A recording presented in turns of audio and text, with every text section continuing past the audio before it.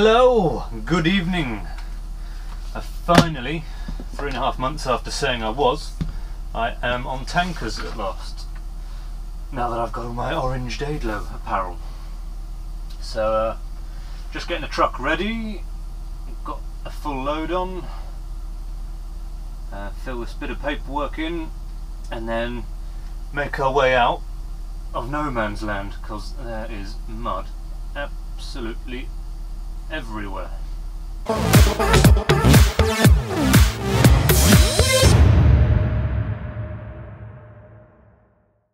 Alright, we've escaped. So just first of all, got to run it across that weighbridge over there, just to see how heavy we are. So there's my tank. It's not quite as I was expecting. It's not a tanker as such, it's an ISO veyor, or ISO veyor. It's basically a tank within the framework of a 30-foot container. So it makes reloading easier when I come back, at least anyway. And the product I was carrying, there's your clue over there, the old power station chimneys. It's PFA, or pulverized fuel ash. And there should be about 25-26 tons loaded in this, combined with the vehicle weight. Should take us up to the low 40 odd tons. Still up there, a bit lighter than we were yesterday, 39,800.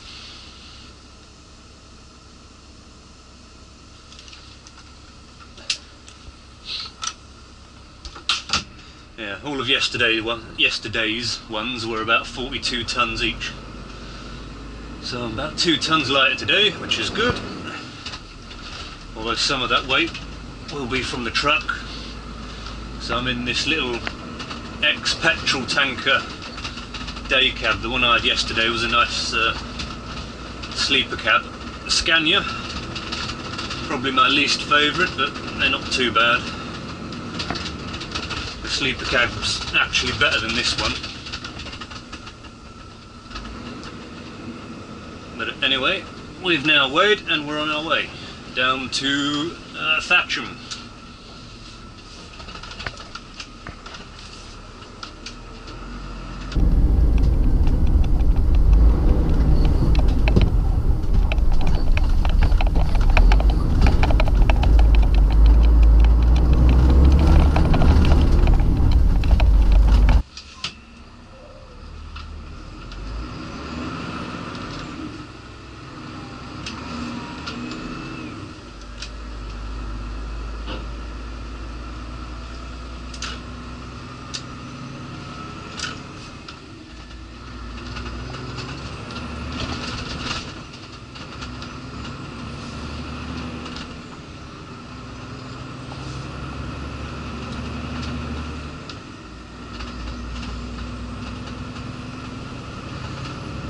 There's Didcot Power Station, infamously in the news last year because the old boiler house collapsed. And coming along this road here, you could see it here, and the mangled remains. It didn't look good, I can tell you that. But obviously, if you're aware, this is being decommissioned, so they're no longer burning coal or anything anymore. So the ash that's in these tanks actually comes from up north somewhere. There's a power station called Drax, and they load up these containers up there, stick them on a train. Train comes down to this depot 3 times a week, offloads them there, and then there's 2 trucks, and then we just do shuttle runs all night to the exact same place, loading up their 140 ton silos throughout the night with ash, and other trucks deliver cement and stuff so that they can churn out an ungodly amount of breeze blocks. They are absolutely everywhere.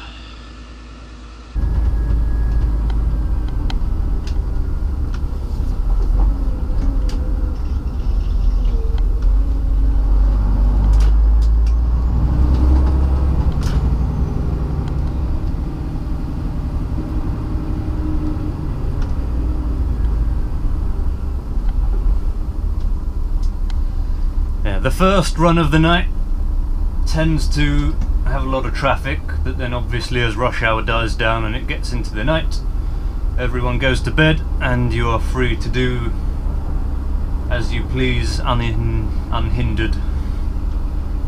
And you can just bomb it around and get your 4 loads done.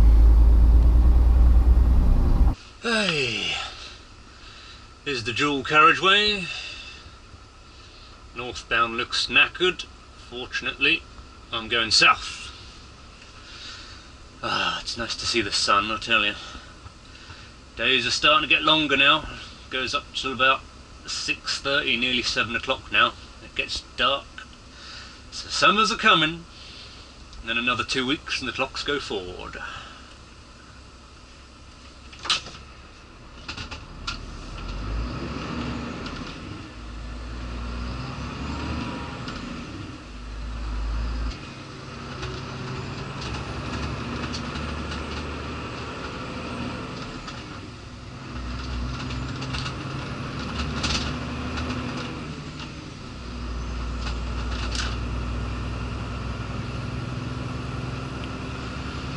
And away we go! Try and get this lump of a tank up to speed. And it's looking very bad going northbound. I've got to come back this way. So it might be worthwhile going the back way. Don't know, we'll have to see how far this tailback goes. If it goes a long way, then I might want to think about taking a different route. Otherwise we'll get as close as we can and pull off like a junction or 2 earlier.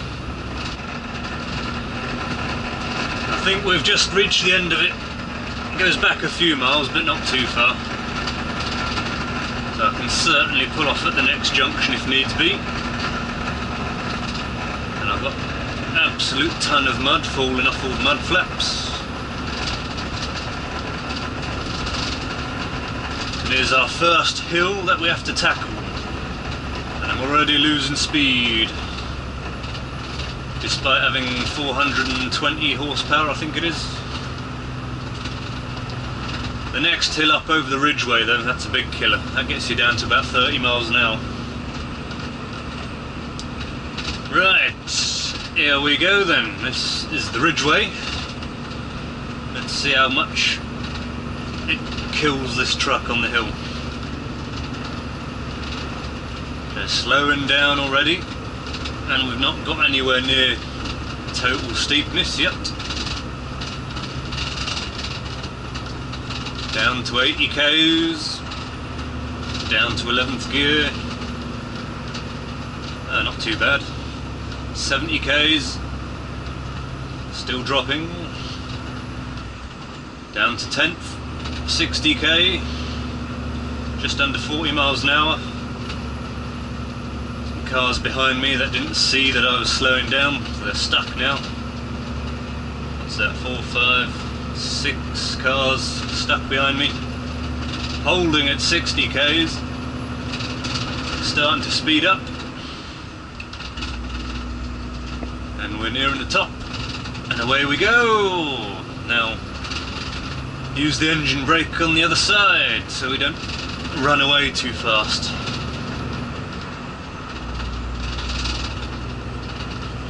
I think there's only one other big hill just a little bit further down.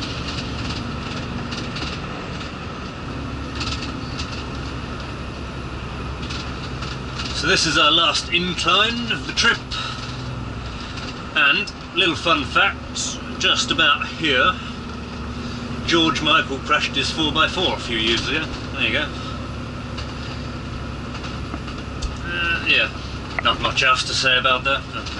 No longer with us anymore. When was it? Last month? Month before?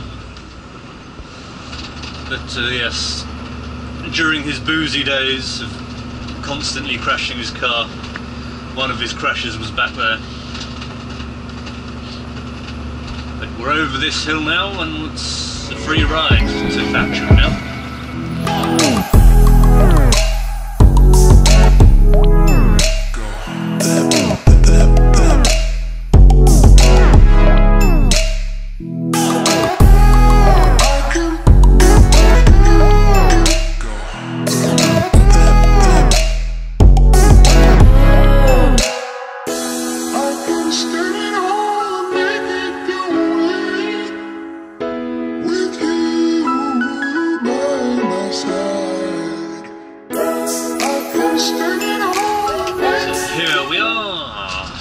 this road here. First things first, before going inside, to make unloading easier, I have a sliding skeletal. So to make it easy, I'm going to disconnect the rear bogie and slide it underneath. And there's our other guy. Looks like it's going to be a slow night once again. Lovely. Okay then, I won't slide the trailer underneath then. And I'll go inside and see what they have to say. Okay, 6 o'clock. I've been told my discharge time is 8 o'clock. So I've got 2 hours to wait around here. There's our other guy in front. And here you can see the back of the old trailer here. So it slid out, and it has to be like that in transit so that the rear bogie or the rear axles are back far enough so it spreads the load out between the truck and the trailer. So if you drive with the trailer shrunk down, whilst it makes everything easy, it means that these 3 axles are tucked sort of right underneath the tank, and there's just too much weight on them. So you're over your axle weight limits on these 3, and there's not enough weight on your drive axle, and you're driving around bouncing and bumping and struggling to get grip. And apparently that's what they used to do.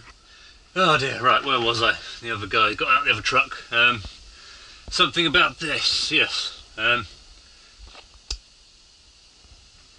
Yeah, apparently they used to drive with them 30-foot trailers, or with these ones shrunk down, but there's too much weight on the back, so they're always blowing airbags and breaking down and having a hell of a ride.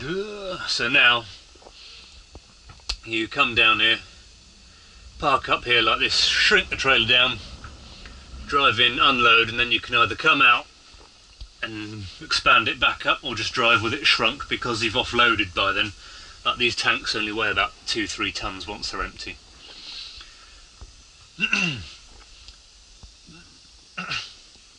So yeah, it's more than safe to drive back shrunk, and then you expand it back once the guys are taking it off at the other end.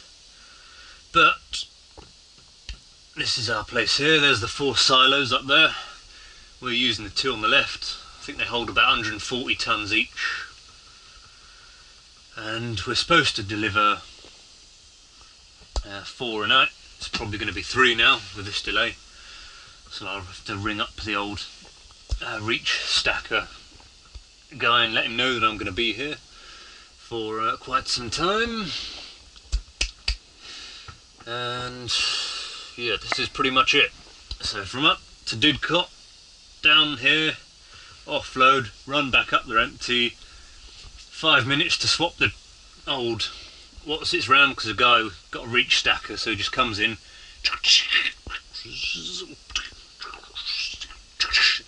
5 minutes and you're good to go. And that's basically my evening or night. Okay, so sliding skeletal, nice and simple. 3 buttons as per usual: parking brake, shunt button, and then an extra 3rd one which releases the pins. Because a sliding skeletal is similar to like crutches or something. You got the series of holes and the little metal ball bearing thing. You push it in and you adjust the length. Nice and easy. So put the parking brake on, because we don't want the wheels to go nowhere.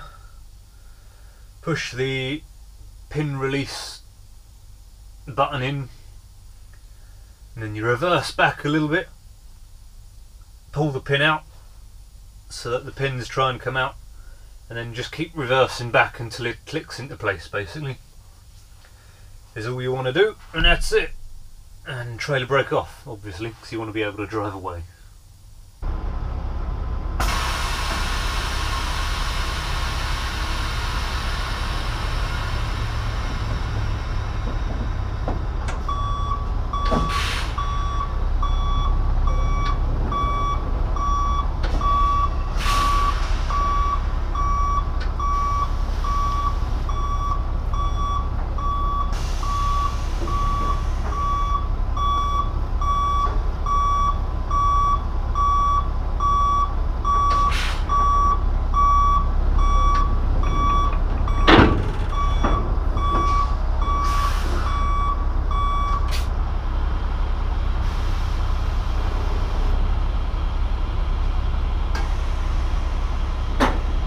Lights on, hard hat on, will fit over the old camera strap. Not really, it's going to fall off. But I've been given the go ahead to go in. Steady. Actually, I'll take that off for the moment. It's not really that important in the cab. The trailer's shrunk and we've got the go ahead to pull in. So you can see the 20 million bricks they produce a day. They're stacked absolutely everywhere. So you pull up at the gate, they should open them at some point somewhere. Take your brain out, put it in the box provided. You have to declare a brain, you're not allowed to take one of them inside. Whilst you're at it, leave any witty remarks, snidey comments, back chat, anything like that. Yeah, you upset the forklift drivers, your life becomes a living hell. For many weeks or months or possibly even longer than that. So hazards on, flashy lights up top. And we'll book in and see what silo we have to dump off in.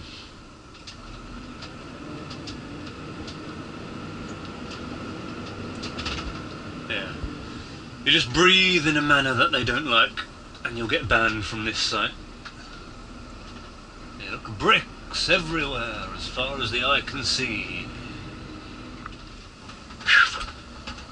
Alright, there we go, that's that done. Hazards off, flashy lights off.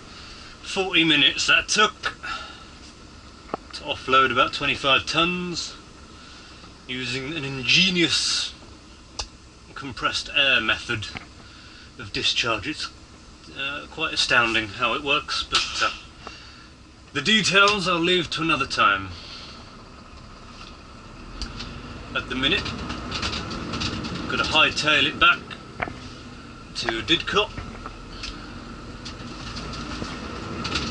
right after I've just pulled over and expanded my trailer back up. So park it up here.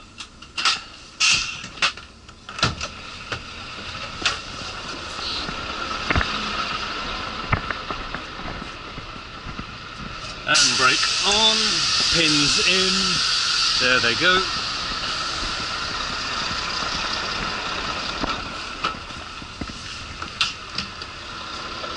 Handbrake not applied.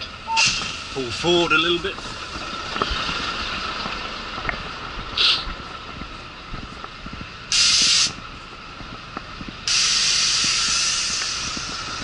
There we go. Make sure that pin's properly up. It's a bit sticky for some reason. And then just drive forward until we have a crash, basically. Handbrake not applied. Handbrake not applied. Like that.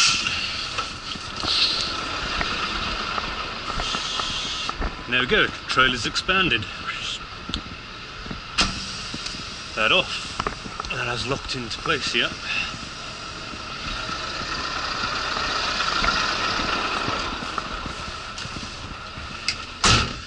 There we go, trailer's blown up, ready for the next job.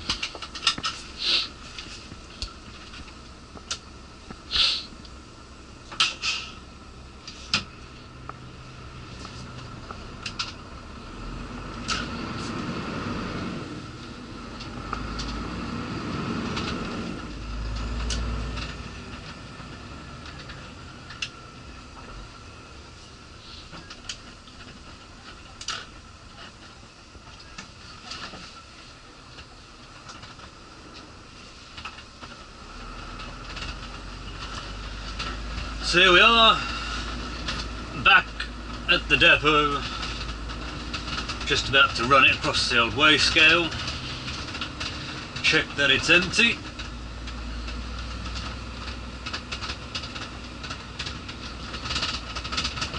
and then drive back round to where all the tankers are stored, pop the old twist locks, and then get the old guy with the old reach stacker to redo it. 15,580. I do declare that is empty.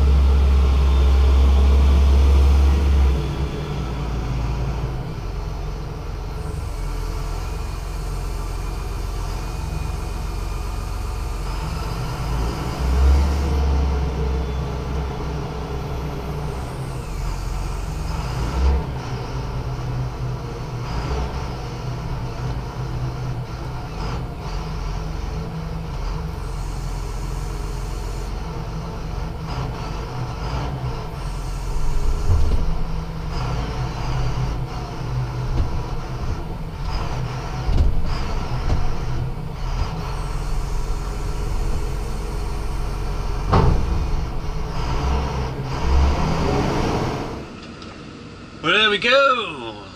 That's nice and quick as that. No time at all. Empty to full in literally 2 minutes. So once again, run it over the weigh scale. This one feels a bit heavier than the last one did.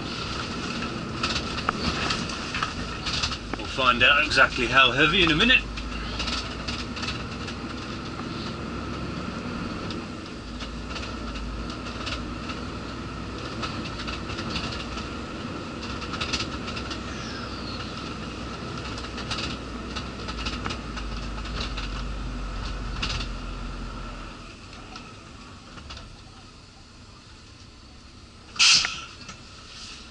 Yeah, quite a lot heavier.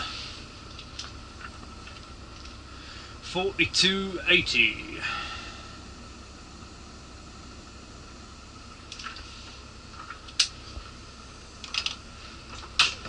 So this one's going to take longer to unload at the other end, but essentially that is my night in a nutshell. I just repeat the same process over and over again now. It should be up to 4 times a night, but because of that delay earlier on, it's probably only going to be 3 now. But oh well, you can only do what you can do. So I won't bore you with the details since you've seen everything already now. So until next time, see you then.